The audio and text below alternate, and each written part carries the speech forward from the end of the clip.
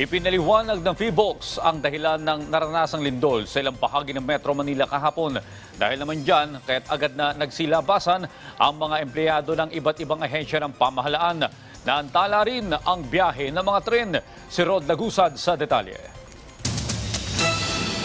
Niyanig ng magnitude 5.9 na lindol ang katubigang sakop ng Lubang Occidental Mindoro kahapon ng hapon na naramdaman din dito sa Metro Manila. Sa ulat ng PHIVOLCS, ang naturang lindol ay may lalim na 60 kilometers. Naramdaman ang intensity 5 sa Lubang Occidental Mindoro at Puerto Galera Oriental Mindoro.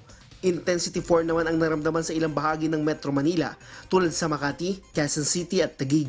Ayon kay PHIVOLCS Director Teresito Bacolcol, ang source ng lindol ay ang Manila Trench. It's not unusual. It's usual actually. And in fact, kapag may mga malalakas na lindol dito sa Metro Manila, most likely yung culprit would be the Manila Trench. In this case, the Sunda Plate is being subducted under the Manila Trench.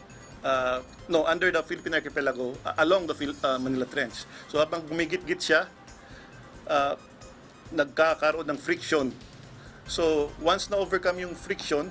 Ang naturang trench ay kasama sa binabantayan ng PHIVOLCS ayon kay DOST Secretary Renato Solidum Jr. Kaya nitong magdulot ng magnitude 8 to magnitude 8.5 na lindol at magdulot ng mga intensity 7 to 8 shaking at magdulot din ng tsunami. Kaya ito ay isang ginagawa nating senaryo tuwing last quarter ng kada taon, tuwing November. Paliwanag ng PHIVOLCS, walang banta ng tsunami dahil sa lindol, habang inaasahan naman ang pagkakaroon ng mga aftershock. Paliwanag pa ni Bacolcol, ang nangyaring magnitude 5.9 na lindol ay isang moderate earthquake at hindi rin inaasahan na magkaroon ng pinsala dahil sa malalim ang lindol.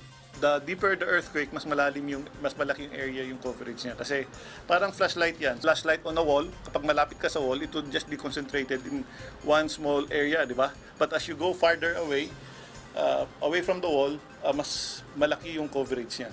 Kaugnay nito, agad naman nag-evacuate o lumikas sa mga empleyado ng PTV palayo sa gusali matapos maramdaman ang lindol. Dahil din sa lindol, pansamantala namang itinigil ang biyahe ng MRT-3, LRT Line 1, LRT Line 2 at PNR. Matapos ang inspeksyon, balik normal na ang biyahe sa mga ito. Nagsagawa din ng inspeksyon ng MIA sa NAIA. Matapos ito ay wala namang nakitang pinsala sa paliparan. Rod Lagusad, para sa Morning Show ng Bayan, Rise and Shine Pilipinas.